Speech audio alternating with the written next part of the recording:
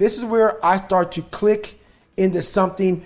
When your mind, this is this whole 40% rule shit I talk about all the time that I made up a long time ago. I started making it up through pain. So basically the 40% rule is I am a strong believer that we quit. Because why? How the fuck does a 297-pound cockroach guy who quit on everything is now considered one of the baddest men on the planet? How is that possible? It means I had to change one thing, my mindset. So there's no way in hell that was in me, but that guy was in me.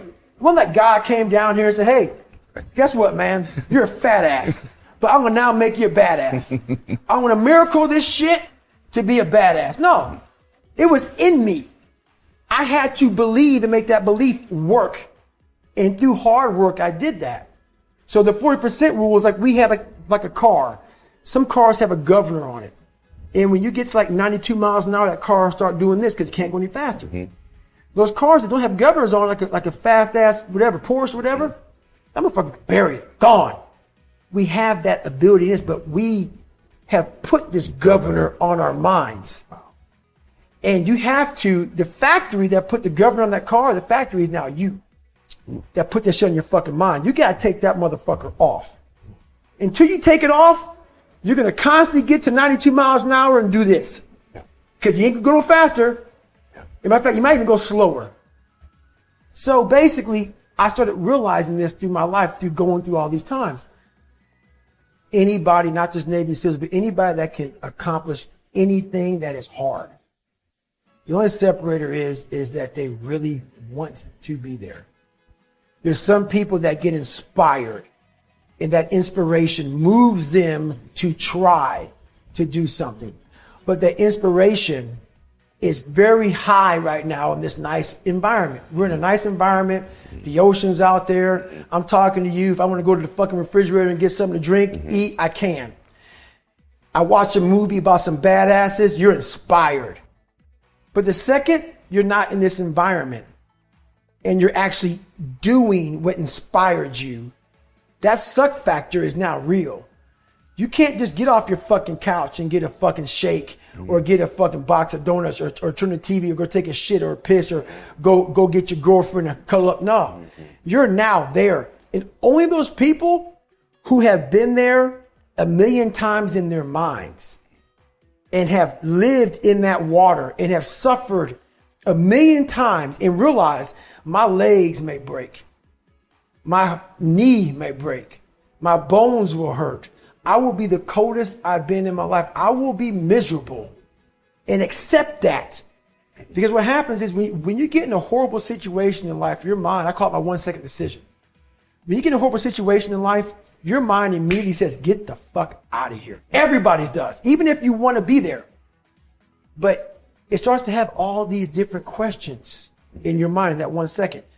And it says, okay, why are you here? Why are you doing this? Why this? Why that?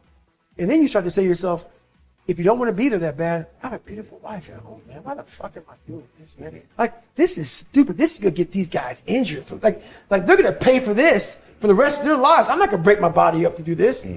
Your mind starts to say, yeah, this is stupid. But if you are already knowing that this is going to happen to you, you have all the answers to these questions that your mind starts to give you when you're in suffer mode. And that's what I realized over and over again. You have to be there but not there at the graduation. You got to be there in the worst parts suffering that you know over and over again. You got to live that in your mind. You ask yourself, why me? So saying good, that should fix your attitude, but that alone will not fix your problems. If you're having problems, sure, say good. That's perfect. But then don't ask yourself, why me? Instead, ask yourself, now what am I going to do about it? What are you going to do about it? Ask yourself that question. And then figure it out. Figure out what you're going to do. Say to yourself, I am going to detach. I am going to assess the situation. I am going to come up with a plan, and I am going to execute. And then start moving. It's not going to be a perfect plan, but take action. Action that moves you in a positive direction. And if it ends up being the wrong direction, that's fine. At least you've learned where not to go.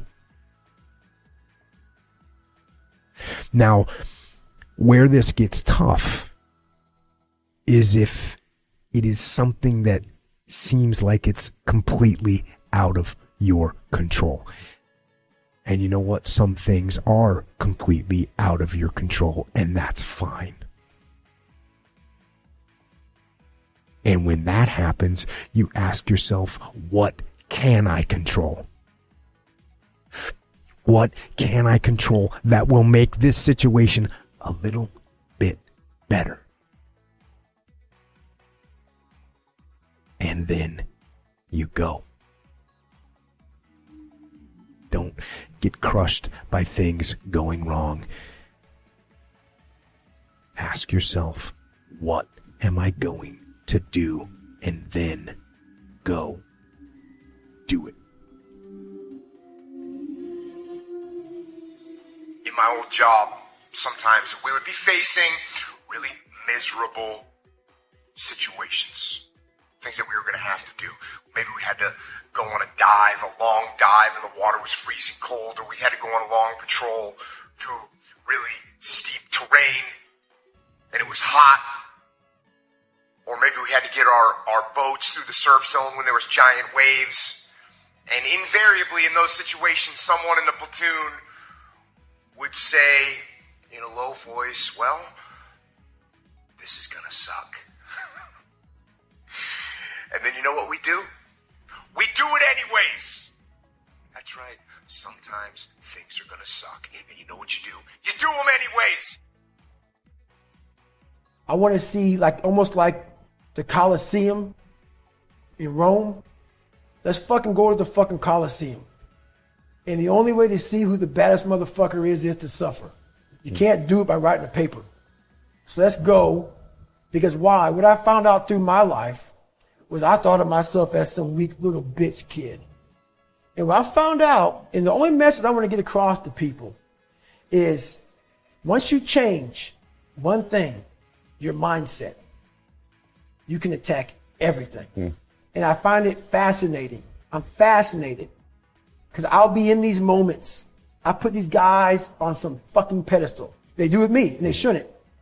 And I was this guy who was a piece of shit looking at this, my God, how are you guys this amazing? But once I worked my way up there, I said, my God, man, we can all compete, motherfucker. Let's go.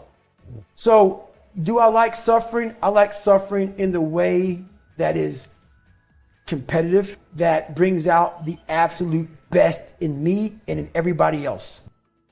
So I want to see a man be defeated. I want to see a man get broken and say, fuck you. There's so many times in life you don't want to be doing what the fuck you're doing. You can't just fucking quit. Remember this. It's in the hobby. It's in the fucking joke. It's a fucking lifestyle. So what you say to yourself is important.